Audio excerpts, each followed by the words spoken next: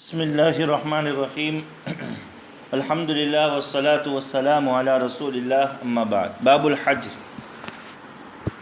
حجر عربی زبان میں روکنے اور منع کرنے کو کہتے ہیں۔ اسلامی شریعت کی اصطلاح میں المنع من التصرفات المالیہ، مالی تصرفات سے روکنا کسی کو کسی خلل انداز سبب کی وجہ سے۔ اسباب کئی ہو سکتے ہیں، اسی اعتبار سے حجر اور روک بھی مختلف لگتی ہیں۔ مثلا جو شخص دیوالیہ ہو چکا ہو اس پر قرض خواہوں کے حق کی وجہ سے پابندی عائد کی جاتی، جیسے باب التفلیس میں اس کے مکمل مسائل گزر چکے ہیں۔ منہ حجر المفلس لحق الغرماء والراہن للمرتہن، راہن کو شے مرہون میں ایسا تصرف کرنے سے روکا جاتا ہے جس کی وجہ سے اس کی ملکیت شے مرہون سے ختم ہو جائے، اس لیے کہ اگر شے مرہون سے اس کی ملکیت ختم ہو گئی، مطلب اس نے اس کو بیچ دیا اور مرتہن کا قرضہ بھی وقت پر ادا نہیں کیا، تو مرتہن کو گویا کہ وثیقہ اور جو بھروسہ، جو گارنٹی کے طور پر وہ چیز شے مرہون اس کے پاس رکھی ہوئی ہے، وہ گارنٹی بھی مرتہن کو حاصل نہیں ہوگی۔ تو اس وجہ سے راہن پر مرتہن کے حق کی وجہ سے شے مرہون میں تصرف پر پابندی عائد کی جاتی ہے۔ والمریض للورثہ، ایک آدمی مرض الوفات میں مبتلا، مرض الوفات میں مبتلا مریض سے مراد جس کو ایسا مرض لاحق ہو جو شدت اختیار کرنے کی صورت میں موت کا سبب بن سکتا، اور وہ مرض کسی پر طاری ہو جائے، تو ایسی صورت میں اس کے مسائل آئے گے کہ اگر اس کا کوئی خاص وارث نہ ہو، یا وارث تو ہو لیکن اسے تصرف کا اختیار نہیں ہے، جیسے چھوٹا بچہ ہے، تو اس مریض کو اپنے تہائی مال سے یعنی 1/3 مال سے زیادہ میں تبرعاً تصرف سے روکا جاتا ہے۔ تبرع تصرف یعنی بلا عوض، جیسے صدقہ خیرات کرنا یا وقف کرنا یا کسی کو ہدیہ دے دینا مال بغیر کسی عوض کے، تو ایسے تصرفات تہائی مال سے وہ زیادہ کرے اس کے لیے اس کو روکا جاتا ہے۔ اگر تہائی مال سے اس نے زیادہ تصرف کیا ہے تو صرف تہائی تک کا جو 1/3 کا مال ہے وہاں تک تو تصرفات نافذ ہوں گے، اس کے علاوہ مثلاً اس کا انتقال ہو گیا اور اس نے انتقال سے پہلے کسی کو ہدیہ کر دیا تھا، وصیت کر دی تھی، پورا مال اس کا 3 لاکھ روپے نکلا، تو 1 لاکھ میں تو ٹھیک ہے اس کے تبرع جتنے تصرفات ہیں وہ نافذ ہو جائیں گے، بقیہ 2 میں نافذ نہیں ہوں گے، بقیہ 2 کے اعتبار سے نافذ نہیں ہوں گے۔ اگر اس کا خاص وارث کوئی موجود ہو رشتہ داروں میں سے اور وہ وارث عاقل و بالغ ہو، تو تہائی سے زیادہ کی اگر اس نے تبرع کیا ہے تو وارث کی اجازت پر موقوف رکھے، ورثہ اجازت دے تو نافذ، ورثہ اجازت نہ دے تو اس کے تصرفات نافذ نہیں ہوں گے۔ تو یہ جو مرض الوفات والے پر ایک حد تک تصرفات کے اعتبار سے تہائی مال سے زائد میں تصرف کے اعتبار سے جو روک لگائی جاتی ہے ورثہ کے حق کی وجہ سے، یہ بھی ایک طرح کا حجر۔ والعبد لسیدہ، غلام پر تصرف کے اعتبار سے روک لگائی جاتی ہے آقا کی وجہ سے، کہ کہیں غلام کچھ ایسے تصرفات کرے اور اس کی بھرپائی آقا کو کرنا پڑے، ایسا نہ ہو۔ والمرتد للمسلمین، مرتد پر مسلمانوں کی مصلحت کی وجہ سے تصرف کے اعتبار سے اس کو روکا جاتا ہے۔ تو یہ تمام حجر کے اندر آتے ہیں، یہ تمام حجر کی قسموں میں سے ہیں۔ وَلَهَا أَبْوَابٌ، وَلَهَا ابواب، جیسے باب التفلیس گزر چکا، باب الرہن میں اس کے مسائل آ گئے، سمجھے نا۔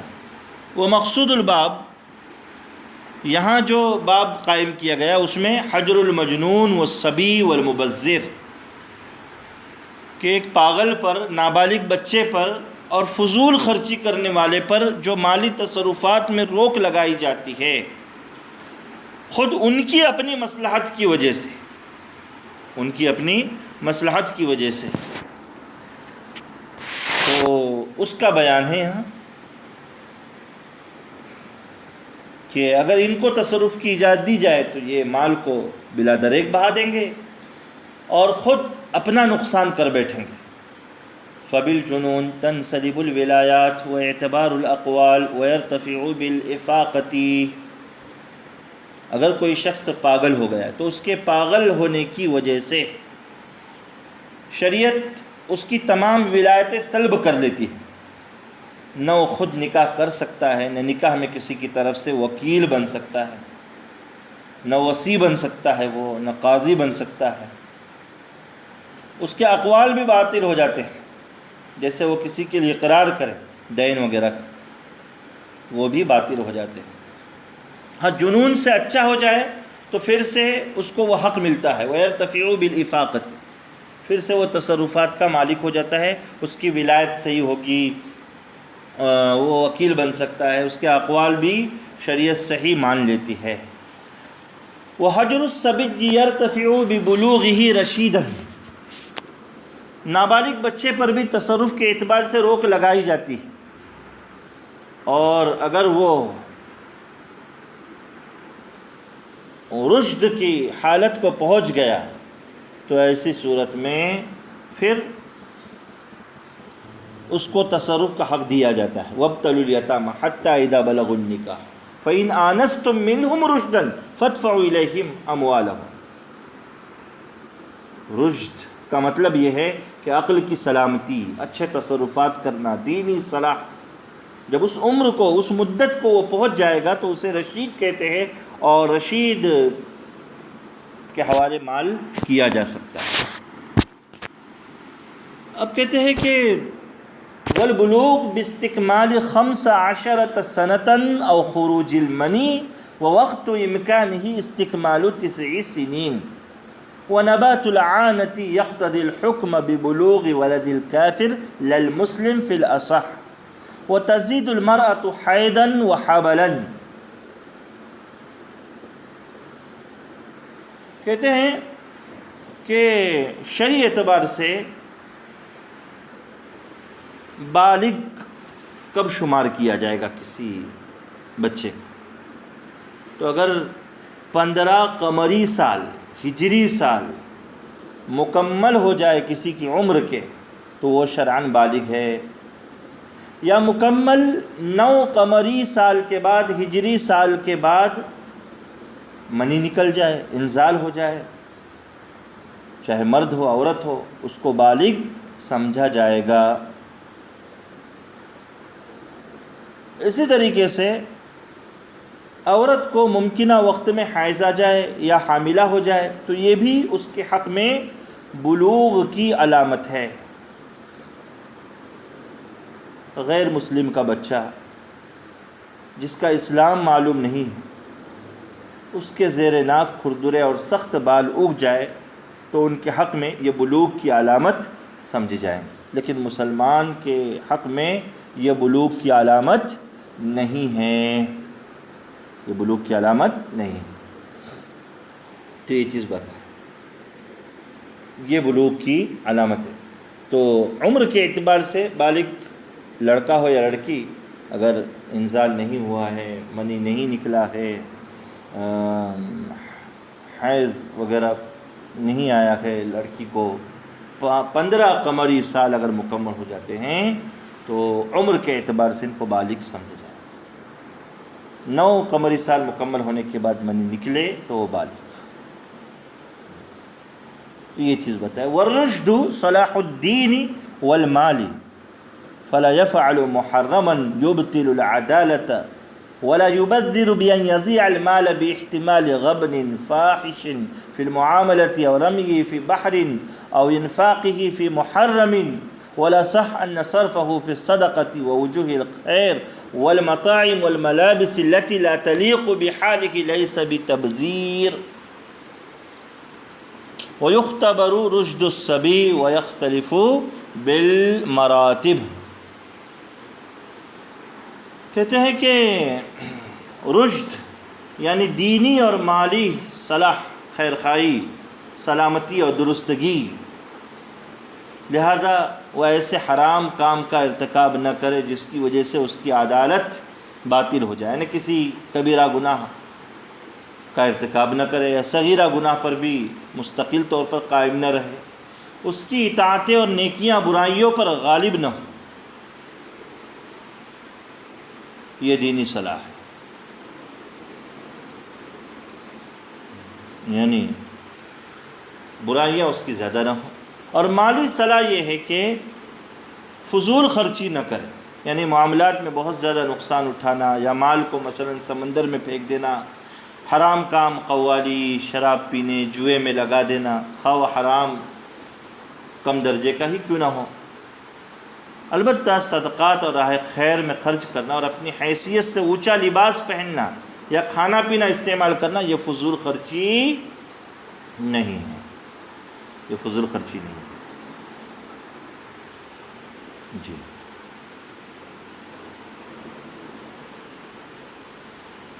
اب کہتے ہیں کہ رشد کا امتحان ہے، اس کی آزمائش کیسے ہو۔ قرآن نے بھی بتلایا وَابْتَلُوا الْيَتَامَى، یتیموں کو سدھاتے رہو، ان کی آزمائش کرو، امتحان لو۔ بچے کے رشد کے امتحان کا قرآن میں حکم ہے۔ اس کے دینی رشد کا اندازہ تو عبادت اور فرائض کی ادائیگی سے ہوگا، حرام کاموں سے بچنے سے، شبہات سے پرہیز کرنا اور صالحین اور نیک لوگوں کے ساتھ میں رہنے سے پتہ چلے گا یہ دینی اعتبار سے رشید ہے۔ مالی رشد کی آزمائش کے مراتب کہتے ہیں جدا جدا ہے۔ وَيَخْتَلِفُ الْمَرَاتِبُ فَيُخْتَبَرُ وَلَدُ التَّاجِرِ بِالْبَيْعِ وَالشِّرَاءِ وَالْمُمَاكَسَةِ فِيهِمَا وَوَلَدُ الزَّارِعِ بِالزِّرَاعَةِ وَالنَّفَقَةِ عَلَى الْقُوَّامِ بِهَا وَالْمُحْتَرِفُ بِمَا يَتَعَلَّقُ بِحِرْفَتِهِ وَالْمَرْأَةُ بِمَا يَتَعَلَّقُ بِالْغَزْلِ وَالْقَطْنِ وَصَوْنِ الْأَطْعِمَةِ عَنِ الْحِرَّةِ وَنَحْوِهَا۔ ایک تاجر کے بیٹے کا امتحان خرید و فروخت کے جو ابتدائی امور ہوتے ہیں، جیسے خریدنے میں قیمت کم کرنا، بیچنے میں زائد سے زائد قیمت پر فروخت کرنا، اس سے ایک کاشتکار کے بیٹے کی آزمائش کاشتکاری اور اس سے متعلق نوکر چاکر کی صحیح نگرانی کرنا، مزدوری کی تعین اور ادائیگی کے ذریعے سے، اور پیشہ ور آدمی کی کسی صنعت و حرفت سے متعلق فرد کی متعلقہ جو پیشہ ہے اس کی ذمہ داری نبھانے کے تعلق سے اس کو آزمایا جائے۔ ایک عورت کے رشد کی آزمائش اس کے مناسب امور میں اس کی مہارت اور سمجھ بوجھ کے ذریعے کی جائے گی۔ مثلا ایک عام عورت کے حق میں کھانے کا بلی، چوہے اور مرغی وغیرہ سے کیسے بچاتی ہے، اس کی حفاظت کیسے کرتی ہے، سوت کیسے کاٹتی ہے، سلائی کڑھائی کا کام کیسے کرتی ہے، یہ اس کے رشد کو آزمانا ہے۔ وَيُشْتَرَطُ تَكَرُّرُ اختبار مرتين واكثر ووقته قبل البلوغ وقيل بعده، فعلى الاول اصح انه لا يصح عقده بل يمتحن في المماكسه، فان اراد العقد عقد الولي فلو بلغ غير رشيد دام الحجر وان بلغ رشيدا انفك بنفس البلوغ واعطي ماله، وقيل يشترط فك القاضي۔ کہتے ہیں آزمائش دو یا دو سے زائد مرتبہ پایا جانا شرط، ایک ہی مرتبہ نہیں۔ ایک مرتبہ مان لو تیر نشانے پر اندازاً بھی لگ جاتا، یہاں تک کہ اس بچے کے رشید ہونے کا گمان غالب ہو جائے۔ ایک مرتبہ کافی نہیں، کبھی اتفاقاً بھی معاملہ صحیح ہو سکتا ہے۔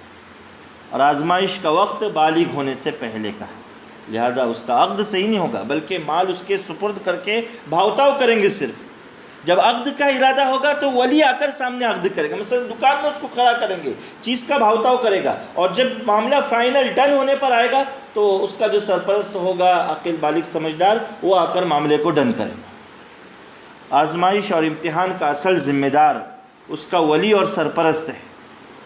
بالغ ہوتے وقت بھی رشید نہ ہو تو حجر باقی رہے گا، پھر اس کا دام الحجر، لہذا جو بلوغ سے پہلے اس کے مال میں تصرف کرتا تھا اب بھی وہی کرے گا اس کا ولی۔ اگر بالغ ہوتے وقت رشید ہو جائے تو بلوغ کے ساتھ ہی حجر خود بخود ختم ہو جائے گا اور اس کا مال اس کے حوالے کیا جائے گا، اس کا مال اس کے حوالے کیا جائے گا۔ فَلَوْ بَدَّرَ بَعْدَهُ حُجِرَ عَلَيْهِ، اب اس کے بعد اگر وہ فضول خرچی کرتا ہے تو اس پر حجر لگائی جائے گی، روک لگائی جائے گی۔ حاکم اس پر حجر لگائے گا، قاضی لگائے گا، کوئی اور اس پر حجر نہیں لگا سکتا۔ وقیل یعود الحجر بلا اعادت ولو فسق لم يحجر علیہ فی الاصح، فاسق ہوا ہے تو اس پر حجر نہیں لگایا جائے۔ قاضی کے لیے مستحب ہے کہ اس کا معاملہ باپ یا دادا کے حوالے کرے، وہ نہ ہو تو کسی دوسرے رشتہ دار کے سپرد کرے۔ ومن حجر علیہ لصفع ترى فوليه القاضی وقیل وليه فی الصغر ولو ترى جنون فوليه فی الصغر۔ اگر وہ پاگل ہوا ہے تو جو نابالغ ہونے کی وجہ سے اس کے اولیاء تھے وہی اولیاء یہاں پر بھی رہے گے، باپ پھر دادا، اس ترتیب پر۔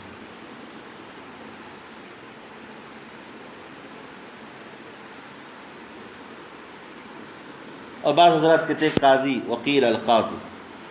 ولا يصح من المحجور علیہ لصفح بیع ولا شراء ولا اعتاق وہبۃ ونکاح بغیر اذن ولیہ۔